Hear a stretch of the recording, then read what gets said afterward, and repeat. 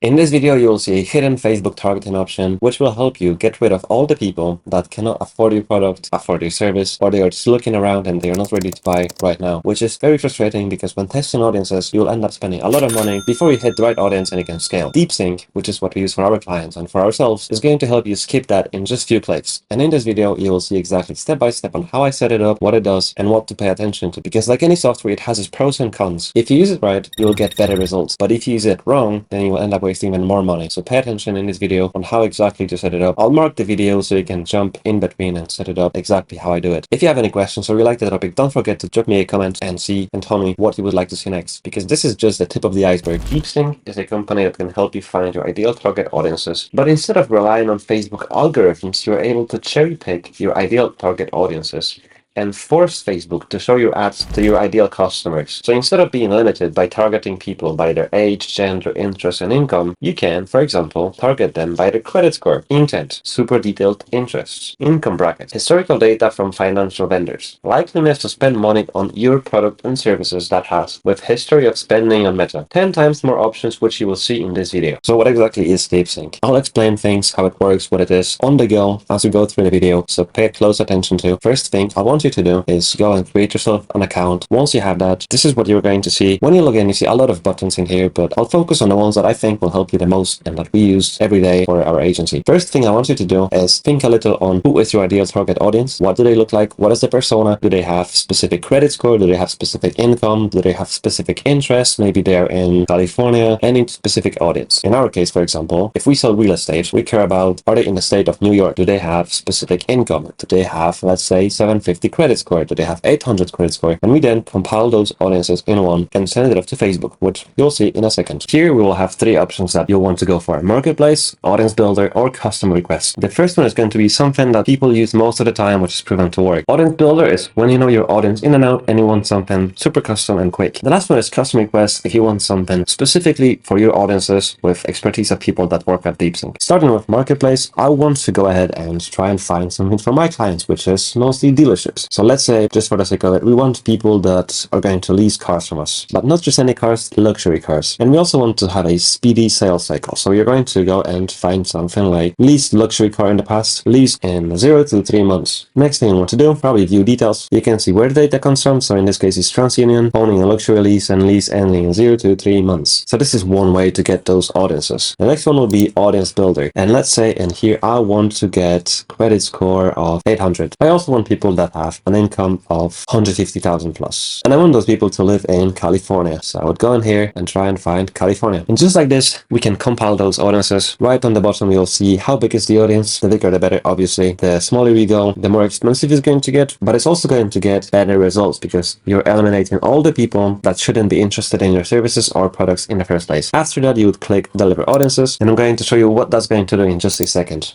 I've already got a custom destination sent to my ad account, and this is going to be one of the most powerful because it's already made by the experts, and all you need for this, like with anything else. So how we do it in here is, I'll show you in a second how to add a destination, but for now, you need to select your campaign budget and describe everything you know about your target audience. They will make it even more detailed from what you've already seen. So in my client's case, let's say they want to have someone that wants to switch to an electric vehicle. They can afford, let's say, $2,000 monthly payments. They want to have a lease of luxury cars, and so on and so on. If you want to use it for e-commerce, it works great as well. If you want to target people for your software company, B2B, that works great as well. It can target managers, it can target CEOs, it can target pretty much everything. However, for this, you should be prepared to spend at least $10,000, $20,000 in ad spend every month for it to fully work and get you the best results. I'm not saying it's not going to work with $5,000. However, you're not going to be fully able to test every single audience and figure out which is best. And if you're worried about expenses, I would wait until you actually get to that level, and then you can actually use it and make the most out of this. Until then, I would just stick to Facebook audiences and just focus on testing within the actual ad account, not with third-party audiences, because it can backfire. After you type in what you want in here, let's say 800 credit, $200,000 yearly income, maybe you want to have switching to EV, likes, Fords. Just make it as detailed as possible, then just send requests and they'll get back to you. They'll send you the audience request to your ad account, which you've seen just a second ago with the destination. Now, how do you add a destination? You would go in here, click add destination. You can add Meta, TikTok, and I've honestly only used Meta for this. So let's just do this audience and enter your ad account ID. If you don't know how to get ad account ID, you probably shouldn't be playing with this because it's just going to make you lose more money. But if you know, great, just add destination. Next thing though, you're going to have to go to your ad account and you're going to have to go to shared audiences. This ad account specifically doesn't have history, doesn't have spending, which is another thing you have to pay attention to while you're signing up for this. You need enough ad spend and history for it to actually be able to work because Facebook will not let you use it unless you meet certain thresholds, around $10,000 to $20,000 with consistent 3 months spending, and you'll be able to use this great tool for your business. So you can see in here, those two are pinned in because this is a new account that I haven't used before, and I'm going to show you in just a second on what it looks like on an account that already has the history, has the spending, and how you can use it. So on this account, we actually reached the limit, and as you can see in here, it says restricted. Once the limit is lifted, we'll be able to use it again, and it's going to say something like ready. It's going to be green. If you hover over those audiences, you can see that this is for credit scores, and we can see people who spend heavily at sporting goods stores. For this audience, we are targeting Spanish people. This is a fully Spanish campaign. For this one, we are targeting people that have conventional mortgage types. For the other ones, we are targeting people that have specific income. For this one, we are looking for people with houses above $2 million, $3 million.